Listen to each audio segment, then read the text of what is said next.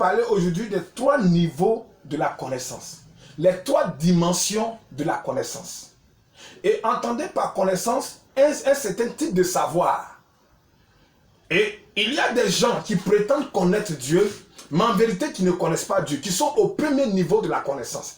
Et j'appelle premier niveau de la connaissance l'information. Parce qu'une information est aussi une connaissance, mais une connaissance très limitée. C'est cela que Job pouvait dire dans Job 42, verset 5. Il dit, mon oreille avait entendu parler de toi. Mon oreille avait entendu parler de toi. J'avais entendu. Donc, il y a des gens dans l'église qui ont entendu des choses sur Dieu. Qui ont entendu dire que Dieu est bon. Qui ont entendu dire que Dieu est merveilleux. Bien aimé, la qualité de ta connaissance va déterminer la qualité de ton adoration. Et pourquoi est-ce que je parle des niveaux de connaissance? Parce que notre qualité de connaissance va démontrer le niveau d'adoration qu'on a. Quand tu vois quelqu'un dans son adoration bizarre, c'est qu'il ne connaît pas Dieu. Parce que la volonté de Dieu, c'est qu'on le connaisse. Et pourquoi est-ce que la volonté de Dieu, c'est qu'on le connaisse? Quand on avait dit, toute la terre sera remplie de la connaissance de Dieu, de la gloire de Dieu, ça veut dire quoi? Ça veut dire que c'est la connaissance de Dieu. Et pourquoi Dieu veut qu'on le connaisse? Parce que c'est en le connaissant qu'on peut mieux l'adorer. Tu ne peux pas adorer celui que tu ne connais pas convenablement. Tu ne peux pas adorer Dieu comme il le faut si tu ne le connais pas. Donc Dieu veut qu'on le connaisse. Et quand même, pendant que Dieu veut qu'on le connaisse, il y a des gens qui se limitent au niveau de l'information. Et l'information, c'est ce que tu as entendu sur Dieu. Tu as entendu dire que Dieu est bon. Tu as entendu dire que Dieu est merveilleux. Mais je veux dire à quelqu'un, tu m'écoutes, que ça ne suffit pas. Le fait d'être à l'église, simplement par des informations, c'est bon. Mais tu as besoin d'aller plus loin. Parce que Dieu ne veut pas que tu te limites à l'information. Il y a des gens, tu peux te réciter toute la Bible, de la Genèse à l'Apocalypse. Tu peux te raconter toutes les histoires de la Bible, mais en vérité ne connaissent pas encore Dieu. Réciter toute la Bible ne veut pas dire qu'on connaît Dieu. Écoute, prenons même une personnalité publique. Tu vas demander à quelqu'un, tu connais telle personne, il va dire oui, je le connais. Tu le connais où? Ah, non, non, je le vois à la télé. Tu ne le connais pas. Tu as des informations sur lui. Tu sais qu'il joue dans tel club. Ou bien il fait ceci, il fait cela. Ce sont des informations qu'on a. Mais les informations que tu as ne montrent pas que tu le connais. Il y a des gens qui disent, je le connais. Mais tu le connais comment? Ce sont des informations. Et les informations qu'on a sur quelqu'un, c'est limité par rapport à la connaissance. Et dans cette affaire de Dieu, c'est comme ça. Connaître des choses dans la Bible, connaître des choses sur Dieu ne veut pas dire que tu connais Dieu. Alors, nous devons aller au-delà du premier niveau de connaissance qui est l'information. Parce que l'information, c'est la connaissance théorique. Ce que tu as entendu, ce qu'on t'a enseigné, ce qu'on t'a dit, elle est limitée. Et pour une qualité, pour une bonne adoration, comme je le disais tout à l'heure, tu ne peux pas adorer Dieu normalement si tu ne le connais pas. Donc Dieu veut que tu le connaisses. Alors je pose la question à toi qui m'entends, tu as quel niveau de connaissance? Tu n'as que simplement des informations sur Dieu ou bien tu le connais réellement? Tu as dit non, je le connais. Tu le connais comment? Tu es limité seulement sur des informations. J'ai dit, mon oreille avait entendu parler de toi. Et au B du verset 5, chapitre 42, il dit quoi? Mais maintenant, mes oreilles t'ont vu. Et non, mes oreilles avaient entendu parler de toi, mais maintenant, mes yeux t'ont vu. Donc, il part d'un premier niveau de connaissance à un deuxième niveau de connaissance. Donc, il part de l'information. Maintenant, tu as le deuxième niveau de connaissance, c'est la révélation. J'avais entendu parler de toi, mais maintenant, je t'ai vu. Maintenant, j'ai la révélation. La révélation, c'est un dévoilement de quelque chose qui est caché. Donc, j'avais entendu dire que Dieu était bon. Mais maintenant, moi-même, j'ai expérimenté cette bonté de Dieu. Moi-même, j'ai vu cette bonté de Dieu. Et celui qui a entendu des choses sur Dieu et celui qui a vu Dieu ne sont pas les mêmes choses. N'ont pas les mêmes manières d'adorer. N'ont pas les mêmes manières de marcher avec Dieu, n'ont pas les mêmes manières de vivre l'adoration, n'ont pas les mêmes manières de marcher réellement selon Dieu.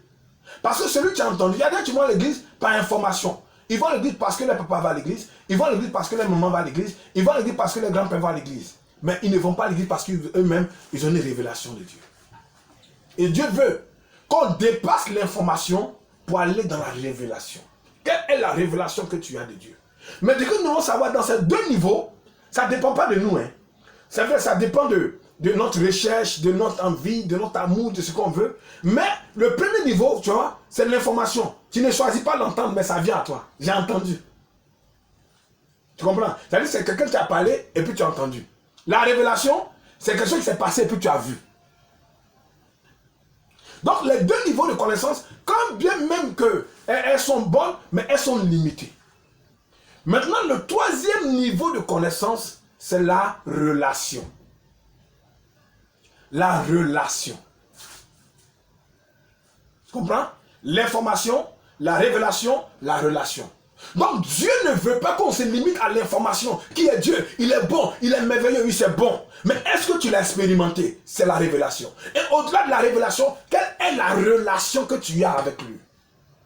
Et Dieu veut qu'on ait une relation avec lui. Dieu veut qu'on dépasse le cadre de l'information, le cadre de la révélation qu'on a de lui, mais pour avoir une relation avec lui. Oui, Dieu a fait ça pour moi, oui. Il y a eu la révélation de Dieu, oui. Mais quel est ton niveau? Est-ce que tu as la relation? Quelqu'un peut dire, je le connais, mais tu le connais comment? Quand tu lis dans le livre de Genèse, chapitre 4, il dit quoi? Il dit, Adam connut sa femme. Ça, c'est un niveau de connaissance, l'intimité maintenant. La profondeur, le troisième niveau, c'est l'intimité, la relation. Et c'est ce que Dieu veut. Tu as des informations, c'est bon. Tu as la révélation, c'est bon. Mais est-ce que tu as la relation? Dieu veut une relation. Donc connaître Dieu par information, c'est une limite. Connaître Dieu par révélation, c'est une limite. Dieu veut la révélation, bien aimé. Toi, tu m'entends, je vais te dire ceci. Dieu veut que tu aies une relation avec lui. Oui, je connais Dieu. Tu le connais comment? Tu dis tu connais Dieu, tu le connais comment? Parce que tu as entendu des choses sur lui, ou bien parce que tu as une révélation de quelque part par rapport à un témoin qu'il a fait, ou bien parce que tu as une relation avec lui. Dieu veut une relation. C'est pourquoi quand tu lis dans Osée chapitre 4, verset, il dit mon peuple est détruit parce que lui manque la connaissance. Mon peuple est détruit parce que lui manque la connaissance. Alors on se demande quelle connaissance? Pas, tu ne peux pas être détruit parce qu'il te manque l'information. Non, Dieu s'en fout de ça. Tu peux être détruit parce qu'il te manque la révélation. Dieu s'en fout de ça. Tu es détruit parce qu'il te manque la relation. Nous sommes détruits parce que nous n'avons pas de relation avec Dieu. Avoir des informations sur Dieu ne suffit pas. Avoir des révélations sur Dieu ne suffit pas. Mais nous devons avoir la relation. Mon peuple est détruit parce que lui manque la relation. Quand on n'a pas la relation avec Dieu, notre adoration est limitée. Dieu ne veut pas que tu partes seulement t'asseoir à l'église. Dieu ne veut pas que seulement tu récites les versets bibliques. Dieu ne veut pas que tu chantes, tu danses. Non, c'est pas ça. Mais ce que Dieu veut, c'est la relation. Quelle est la relation que tu as avec lui? Écoute-moi bien. Il n'y a pas de bénédiction dans un couple s'il n'y a pas d'intimité. Et la bénédiction seulement de Dieu, c'est l'intimité avec Dieu. Quand tu as une intimité profonde avec Dieu, tu découvres ce que les autres ne peuvent pas découvrir. Celui qui est intime à quelqu'un peut te dire des choses que les autres ne savent pas. C'est pourquoi regardez un peu. Dans Matthieu chapitre 17, si je ne me trompe pas, Jésus pose la question à ses disciples. Qu'est-ce que les gens disent que je suis? Il répond pour dire, certains disent que tu es prophète, certains disent que tu es Jérémie, d'autres disent que tu es Jean-Baptiste, certains disent que tu es Élie. Oui, c'est ce que les gens disent. Mais vous, qui dites-vous que je suis? Vous marchez avec moi, qui dites-vous que je suis? Ce que les autres disent, ça c'est les informations qu'ils ont. Mais vous qui êtes avec moi, vous avez une relation avec moi. Qui dites-vous que je suis? Écoute-moi bien. Celui qui a une relation avec toi, quand il parle de toi, sa voix porte plus que celui qui n'a pas de relation. Parce que celui qui dort avec toi, qui mange avec toi, qui fait tout avec toi, quand il dit, je dis que lui il est comme ça, ça a plus de valeur que celui qui dit, on dit qu'il est comme ça. Parce que quand il m'a dit, c'est lui-même qui dort avec lui là, c'est lui qui m'a dit, ah oui, ah, non, comme il dort avec lui, il mange avec lui. Donc vous savez, quand tu es intime à quelqu'un, tu vois ce que les autres ne voient pas. Même, il y a des choses cachées sur toi que les autres ne peuvent pas voir, que seule la personne qui est intime peut voir.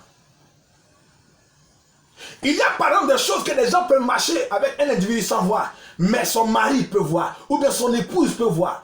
Parce que c'est un lieu secret que personne d'autre ne peut découvrir, à part la personne qui est intime. Écoute-moi bien, il y a des profondeurs de Dieu que tu ne connaîtras jamais. Il y a des niveaux de Dieu que tu ne connaîtras jamais. Il y a des secrets de Dieu que tu ne connaîtras jamais. Si tu n'as pas d'intimité avec Dieu, la vraie révélation avec Dieu, la profondeur de la connaissance avec Dieu est réservée pour ceux qui sont intimes à Dieu. Alors toi tu m'entends, toi tu m'écoutes, je vais te dire ceci. Arrange-toi pour entrer dans l'intimité de Dieu. Arrange-toi pour entrer dans le secret de Dieu. Arrange-toi pour connaître la profondeur de Dieu. Parce que c'est en étant dans la profondeur de Dieu que tu peux découvrir des choses cachées de Dieu que les autres ne voient pas.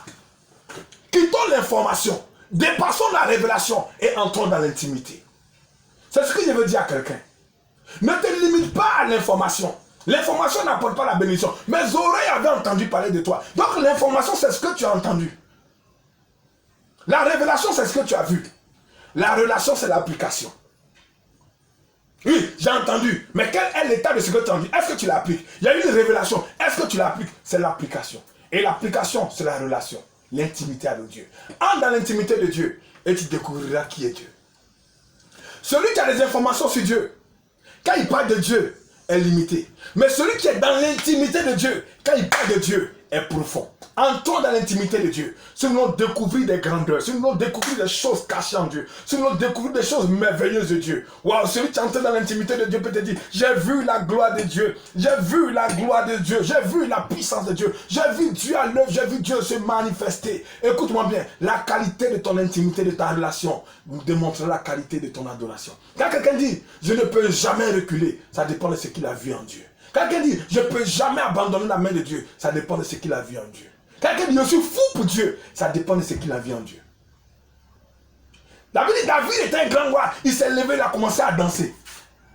Sa femme m'a dit, mais toi, grand roi, comme ça, comment tu peux danser comme une vulgaire personnalité? Ça dépend de qui est David. David était quelqu'un qui était tout le temps dans l'intimité de Dieu. Raison pour laquelle Dieu pouvait dire à David, voici l'homme selon mon cœur. Un homme qui peut entrer dans mon intimité. Un homme qui sait ce que c'est que mon intimité. Un homme qui sait ce que c'est que mon secret. Voici l'homme selon mon cœur.